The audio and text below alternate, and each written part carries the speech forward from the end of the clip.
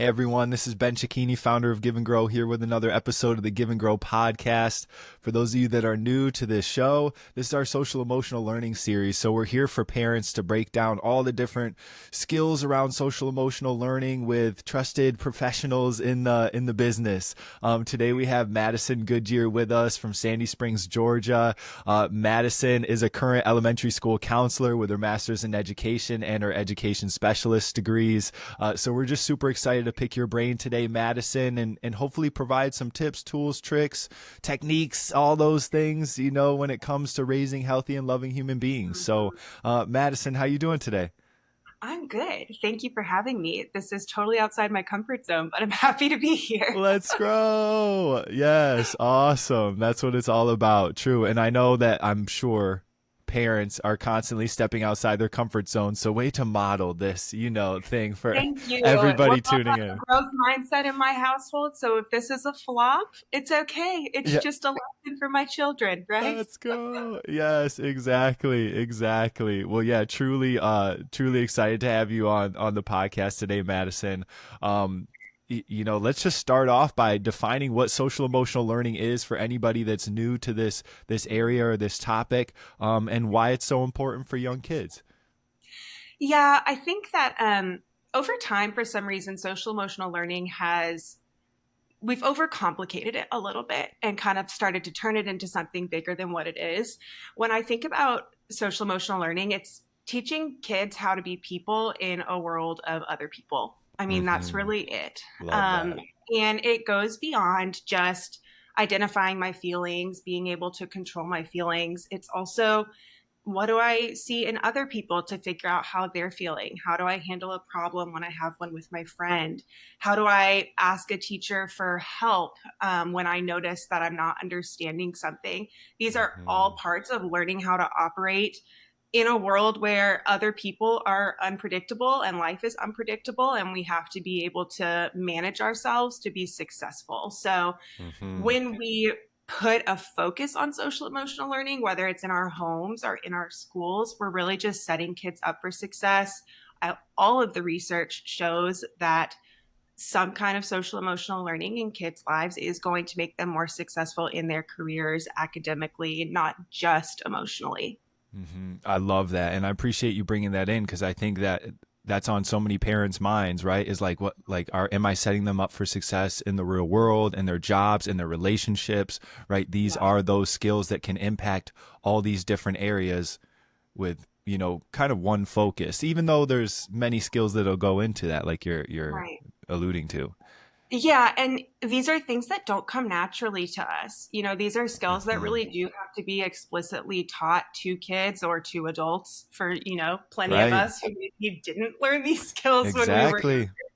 which is part of when I'm in a classroom and I'm teaching kids, part of what I say to them is there are grown-ups who still can't do this. Hmm. So we're practicing and we're practicing and we're practicing that. So hopefully one day you're going to be a grown-up who can do this. Exactly. Yeah. And it's a lifelong process. We can constantly Mhm. develop and dive deeper and improve our empathy or improve these social skills and abilities to navigate conflict and that sort of Yeah. thing. And while I think a lot of us were kind of left to just like figuring it out on our own or just seeing how it's handled around us, this is an intentional kind of Mhm. proactive approach to these skills to really like give these kids things right off the bat. So when things start getting tricky or hard as they're turning into teens, like Right. we're getting to work on this early.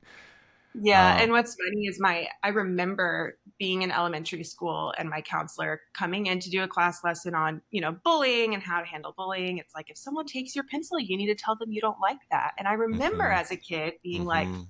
well, that's stupid and that sounds silly and I would never do that. And now I'm the one going into classrooms who's like, hey guys, so actually All right. and with older kids, I'll tell them like, listen, I know that this sounds cringy. I know that you Mhm, guys are 10 years old and you don't want to tell your friends like, hey, I feel frustrated when you talk about me to somebody else, but in the end, we're either going to make our problem bigger or smaller, and we can mhm, decide to be cringy and make the problem smaller, or we can make some mistakes and make the problem bigger. So work with mhm. me and Let's practice how to do this. Right, exactly. I was going to ask that question, like how with those kids, obviously, like kind of leading with the, hey, I know this isn't the coolest thing to talk about. Honestly, I don't listen to a ton of rap these days, but growing up, I listened to a decent amount of rap music. And there's an artist, J. Cole, and Oh yeah. he's talking about meditation, right? And he's like, I know this isn't the coolest thing to say. And I feel like that Mhm. helps to just kind of level set it, like, hey, we're having Yeah. this is that conversation. And what are some of those things that have also helped you in those conversations with potentially a 10-year-old, 11-year-old that do make it a little more like approachable, engaging, or just like less cringy?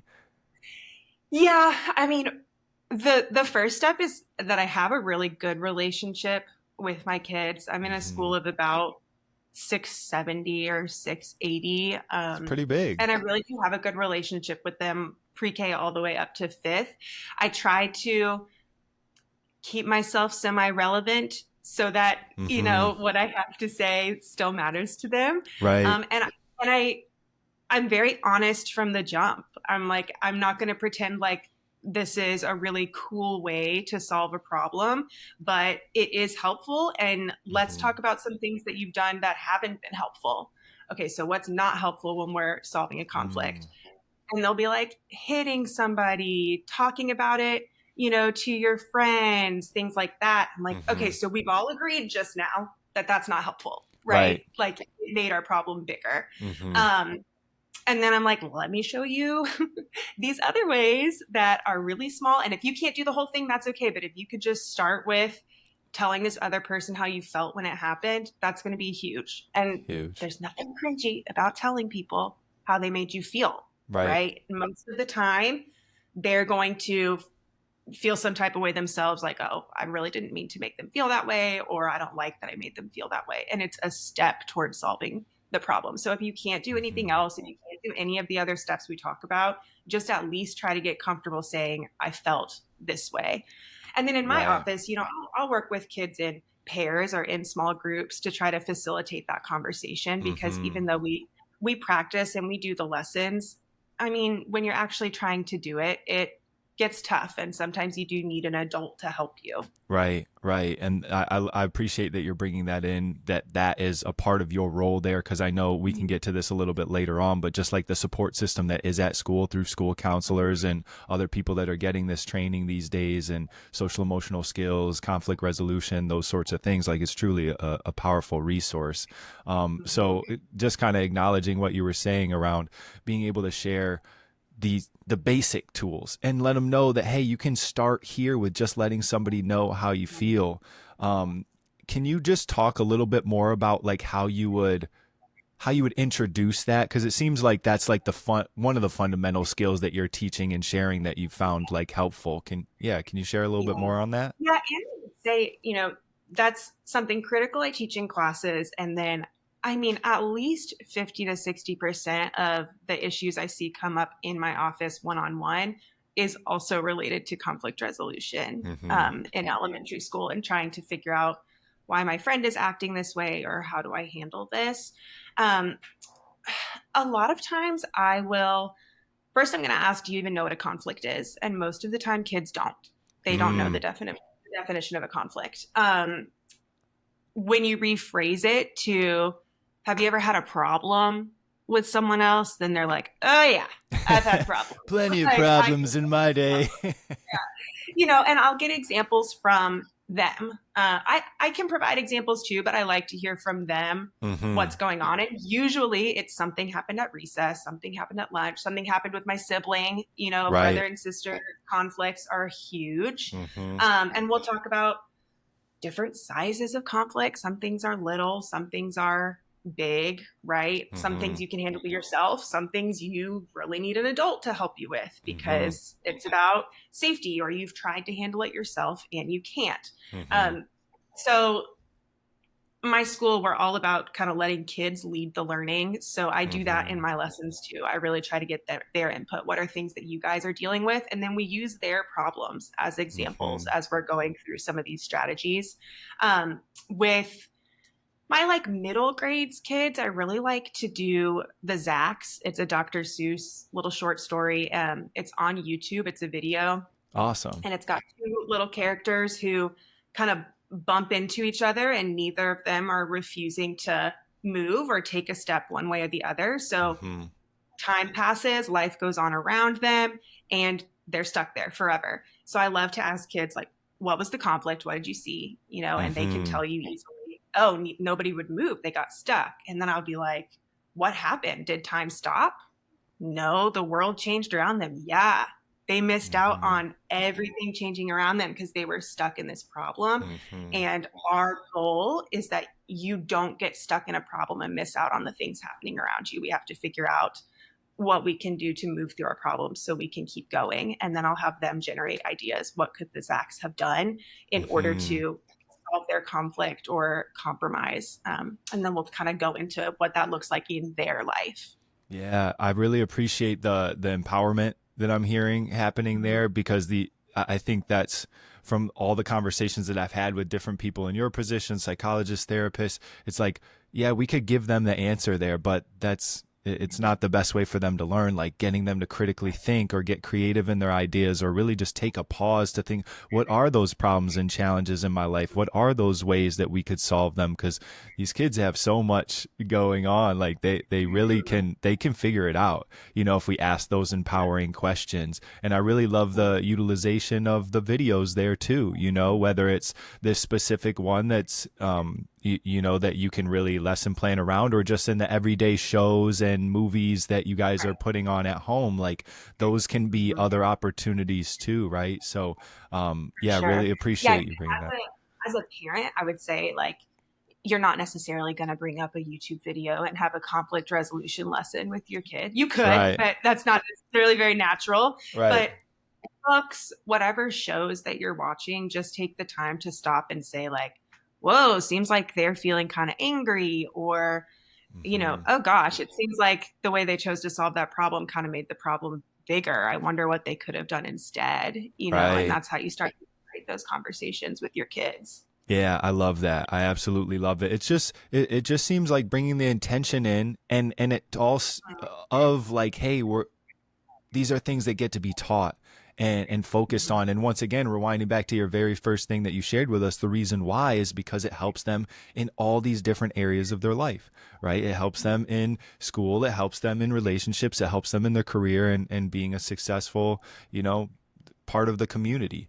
Mhm. So yeah, really appreciate you breaking that down. What's, if things are starting to get into a conflict or chaotic at home, what's one thing that you'd like to like remind parents of in those sorts of moments that could be helpful? Well, it's kind of hard to pick one thing because we have plenty of conflicts in my home. And that's it's between me and my child. Um, Right. First of all, give yourself grace and remember that you are a person who's having feelings too. Hmm. So, if there is something going on in the house, things are starting to get escalated, especially with little kids, stop and check in with yourself first if you can, because how you're feeling is going to impact the way that you address your kid in this moment. Hmm. For example, a couple weeks ago, we had the wild idea to try to do a family walk. Should have been easy. I have an almost 4 year old and a 1.5 year old, and my almost 4 year old is on her little scooter. We're down by the river, and she's done scootering. We're like, cool. Well, now she wants her dad to pick her up and walk her the rest of the way. We've just started, by the way. We're like 7 minutes into our walk. So we're like, so that's not an option. You're not going to be able to, he's not going to carry you. You can walk, or, you can get back on your scooter or whatever. Full blown screeching, like screaming at us. Now she is sitting down in the middle of the sidewalk. And this is a very busy greenway. So there's cars driving by, there's people biking by, and here's my child really letting me have it in the middle Hmm. of the sidewalk. Hmm. Um, my I'm in really kind of fight or flight almost. And this Hmm. isn't that big of a problem. But I take a second to notice in myself, like, okay, my heart's starting to beat faster. And my reaction right now, my gut is to pick her up and haul her out of Mm-hmm. here because Mm-hmm. this is embarrassing and she shouldn't be acting like this. Mm-hmm. But because I took that second to check on myself, I also know that this isn't that big of a deal and I don't need to escalate the situation by letting my feelings impact how I respond. So let me take a second. What's my ultimate goal here? My ultimate goal is to get her to a place where she's calm enough to keep moving in one direction or the other. Mm-hmm. So I told my husband, you keep going. And what I wanted to tell her was stop. But what I Right. said to her was, hey, you're really upset. I'm just going to stand here with you until you're ready. And you let me know when you're ready to keep going. Mm-hmm. And almost immediately, she got herself calmed down, stood up, and she was like, I'm ready. I said, okay, Mm-hmm. let's walk. And then later, much later, once we're not even in the environment anymore, she's calmer. I went back to it because I'm like, I can't just leave that unaddressed. That wasn't the way that we needed to be acting. Mm-hmm. We have strategies to use when we're frustrated. So I just kind of went back and was like, hey, do you remember when we were on our walk and you're screaming at mommy? She's like, Right. yeah, I remember. I'm like, well, let's talk about how you were feeling. Well, I was mad because blah, blah, blah. And then we went back to her strategies that we have at home. What are things that you can do when you're mad? Mm-hmm. Well, I can take a deep breath. I can do this, or I can ask for a hug. Great. Next time, let's do that. Right. Okay. So when you are dealing with escalated feelings at home, whether it is anger or sadness because they feel like you don't understand what's going on, especially with older kids, check in with yourself first. What is your personal reaction to this? Mm-hmm. That's going to impact how you're reacting to your kid. Um, Two, if they're in a place where maybe you've been practicing some calm down strategies, you can try to do one with them. I have found Mm-hmm. that I'm not very successful when I tell my daughter, hey, it looks like you seem mad. Do you want to take a deep breath? Usually she's like, I'm not mad. So it helps if I'm like, you know what? I feel like I could take some deep breaths right now. And I just start doing the deep breaths. Or Mm-hmm. I say, you know, it seems like there's a lot going on right now. I think maybe we should just put on some calm down music and color for a few minutes. And then she's going Mm-hmm. to do that with me and she's going to naturally get calmed down. Mm-hmm. But when they're in the moment, when emotions are escalated, it's not the time to try to reason with them. It's not the time to lecture them. It's not the time to try to tell them your point of view or why what they're upset about is extremely silly. It Mm-hmm. is the time to chill. Mm-hmm. First, we have to get Mm-hmm. all calmed down. If we're in an environment where things are really loud or chaotic, we're going to try to get somewhere more quiet. Mm-hmm. If your instinct is to start to raise your voice, I recommend doing the opposite and get quieter. So sometimes if we're in a loud spot and I feel like I have to be like raising my voice to get her attention, instead, I try to get as close as I can and I whisper because she's going to meet me where I'm at. So if I'm starting to Mm-hmm. yell, that's where she's going to Boom. go. But if you start to bring it down, they'll Mm-hmm. start to bring it down too. So once you are calm and cool and collected, then you can go Mm-hmm. back and discuss whatever that conflict is or whatever started those big emotions, and you can be a little more productive.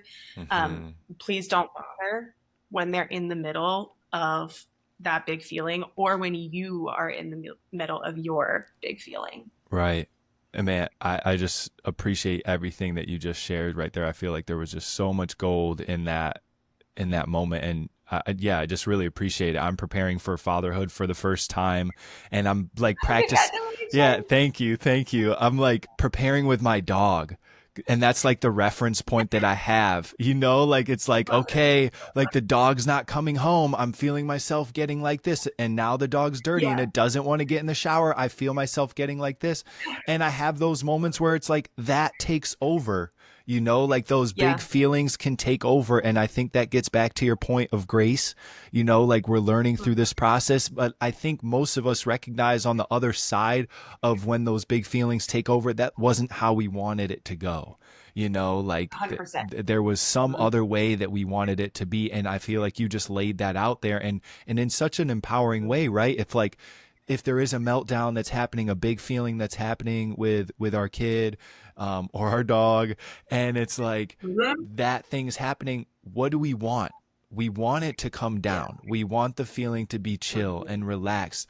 Okay, can we set that tone? Especially as the adult, Yeah. we're the leader, right? Like we get to be the leader of that energy, that's the energy shift that we want to happen. Mhm. And I really just believe in your approach, and I'm excited to get some like trial and error of my own here, like with my own And there kid, will because be error. There will for be error. for Yes. sure, for sure. But yeah, I just really appreciate how you broke that down and used that example. And that it, you see that stuff working for you guys and your family. Yeah. Um, For sure. And, I will say it's not without support. I mean, we have a huge support system, and we're really lucky. My daughter's actually in play therapy herself. So, as mhm, a mental health professional in education, I feel like I've got a really good handle on this stuff. I still need support from someone else sometimes on how to right. support my kid. Mhm, And it's okay if that's you too, if you feel like you're doing all the right things, but sometimes you still lose your cool, or you look at your kid and I'm like, is there something I'm missing? Is there something I right. should be doing differently? And you need the extra support, go get it. Yep. That's great. So I still check in with my kids therapist, and it's so funny because she will give me suggestions that are things that I 100% have suggested to other people. But for Mhm, whatever reason, when it's your own kid, it's really hard to step outside and see it, mhm. you know, from a grand scheme, kind of big view Yeah. kind of lens. And so seek advice. If your child is in Mhm. school, reach out to their teacher, reach out to their school counselor. This is what we're struggling with. Are you seeing it? Is there something we can be doing at home to help? And be willing to admit when you've got it wrong and when you need to apologize and try it a different way next Right. time. Right. Yeah, I really appreciate you dropping that in there, and just also from that lens of like you've been trained in this stuff. You deal with Yeah. 670 kids year round in this Yes. stuff, and still there's room for outside support, and there's nothing to be Yes. ashamed about. It's like that's the such a powerful approach, is like more hands on deck. Mhm. And I also wanted to just hit on that idea that you shared during your story of your daughter on the walk, of the tools that you were suggesting or potentially like bringing into that space were ones that were already practiced, and I think that can Right. be so like, gosh, why won't you just calm down? Can't you just take a deep breath? Why isn't this working? It's like, how much practice have we put into this? And it's this, like, I keep bringing it back to my dog, and I don't want to be like comparing like dogs to humans, but it's like, okay, Listen, they really are. They're like your kids. right? It's like, but how many times have we really practiced when you're kind of scared and ashamed getting into the shower? Or how many times have we really practiced during a meltdown, like getting a calm shift? Like these are all the learning experiences that we're having, the practices that are Mhm. having in real time. And I think that's just another reason why grace, patience, both of those things are so powerful and important, because they're Yeah, learning, and and that's and why when they are skills. they are. And when kids are little, they can't recognize yet when they're starting to get upset. That Hmm. is a skill that they learn later. Younger, like really young, you just want them to be able to try to identify their feelings or Hmm. someone else's feelings. But that skill to say, my heart's starting to beat faster, my hands are starting to sweat, they Yes. don't have that skill yet. And really, I don't know that they can even be taught that skill under the age of like 5, Hmm. um, Hmm. just based on my experience. So they need you to do that. So Right. when you are a parent or a teacher or whatever, you kind of have to pay attention and start looking for your own kids' warning Hmm. signs of they're starting to get up here, and intervene early if you can. So Hmm. that is going to be like, for my daughter, she gets overly silly, or she'll start to seem like she's really sensitive to lots of little things. For me, that's a warning sign that Hmm. I need to find a way to bring her down. So I might again be like, I'm thinking about coloring for a little bit. What do you think? Do you just want to color Right. for a while? Or I'm going to Hmm. turn off, let it go, and put on some calming music because we seem to be starting to get a little silly. Hmm. Because once a kid has, well, not just a child, anybody, once a person has kind of reached all the way up here, deep breaths aren't really going to cut it anymore. And Mm. you're going to need some other strategies to get them to a place where their typical calm down strategies are going to be successful. Right. That makes a lot of sense. And I can totally see that being what you did as well for yourself in that moment on the walk is like, oh, Yeah. okay, my heart's starting to I'm starting to think of you should be doing this, or I'm starting to feel a little embarrassed around this situation of where we're at. And it's like, that's a powerful skill for us to learn for ourselves. I still get to that point where it's like, oh, I'm up here now. Oh, crap. Like I missed it. Yeah. I missed the little window where it would have Yeah. been a lot easier to manage. And I've been Yeah. using this metaphor, but I haven't shared it out here yet. So I want to share it. It's like doing the dishes, right? If you let a dirty dish sit for a long period of time, it's going to be harder to get that gunk off the dish. But if you start to feel that, emotion rise, if the dish just was used and you rinse it underwater, usually sometimes you just need water and a little light scrub, and then you've managed the kind of gunky. It's the same thing with emotions, right? It's like if you can manage that when it's small and early versus suppressing it, or just letting it slide, letting Frozen continue to play, on a Right. TV. Like we can get in there right at the beginning of it. Um, Mhm. on that Yeah. piece of modeling, of managing our, or like kind of being aware of those warning signs.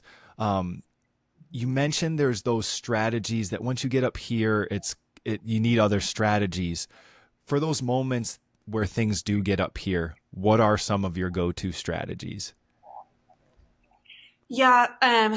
Something that I use in my house and at school for when kids are totally dysregulated. And this would be like on a scale of 0 to 10, once we hit like a 6 or 7 on the freak out scale, this is when deep breathing isn't going to cut it anymore. So we Mm-hmm. want to do something that is going to kind of shock our senses. And that could be, if it's quiet, putting on some music. If it's bright, dimming the lights. If I'm inside, going outside. It could be washing my hands under cold water. Um, Eating something sour will do it, but you want to do something to almost shock your senses back into regulation. It's not going to make you suddenly calm, but it is going to distract your mind enough to get you back down to a place where now you actually can use some of the strategies that you have wanted or would like to try. I love that. I really appreciate that. And using the senses, what does it kind of do? It kind of gets you into the present. It distracts your mind. You kind of said that piece. Um, got you. Got Mm-hmm. you. That makes a lot of Yeah, sense. yeah. Awesome. I guess one of the last questions that I have for you as we wrap this thing up, um, what are some, or how can parents help just with, I don't even know what I want to ask here. Let me pull up one of these questions here I got for you.